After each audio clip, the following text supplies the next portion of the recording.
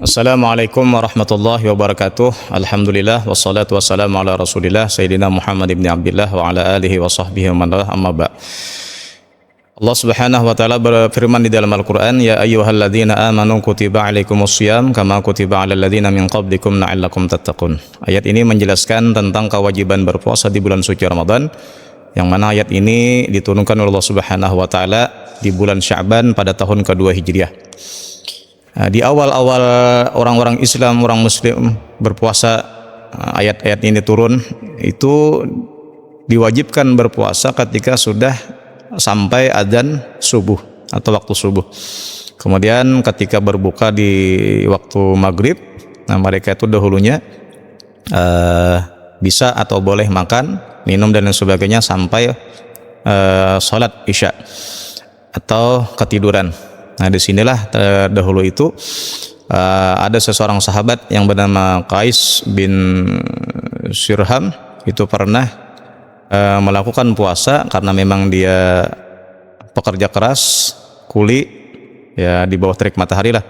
Sampai beliau itu ketika sampai waktu maghrib berbuka seharusnya makan, tetapi ketika sampai ke rumah mendapati istrinya tidak punya makanan, kemudian si istri mencarikan makanan keluar. Nah, waktu itulah beliau tertidur. Ketika istri datang, beliau bangun. Nah, kalau memang sudah tertidur, maka tidak diperbolehkan lagi untuk makan, minum dan sebagainya, maka dilanjutkan berpuasa lagi.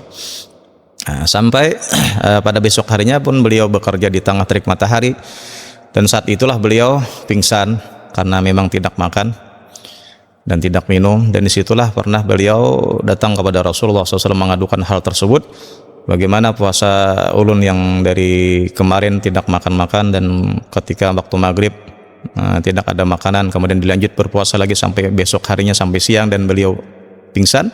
Nah, disitulah kemudian ayat turun, kulu washrabu hatta yatabayyana lakumul khaytul abyad minal khaytil aswadi minal fajri summa atimus syiyama ilal lail.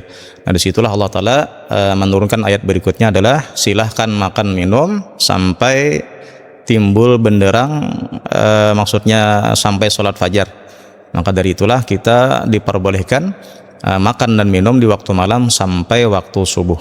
Nah, adapun ulama mengambil daripada faedah Nabi Muhammad ketika bersahur itu sebelum adzan subuh, sebelum sampai waktu subuh, itu ada beberapa waktu, kemudian disimpulkan sampai 10 menit. Disitulah kita menahan segala sesuatu yang membatalkan seperti makan dan minum dan sebagainya. Nah, maka dari itulah kita kalau mau meniru Rasulullah SAW, makan sahurnya itu sudah berhenti 10 menitan lah sebelum adzan subuh. Nah, itulah yang dapat ulun sampaikan, semoga manfaat. Wabillahi taufiq wal hidayah. Wassalamualaikum warahmatullahi wabarakatuh.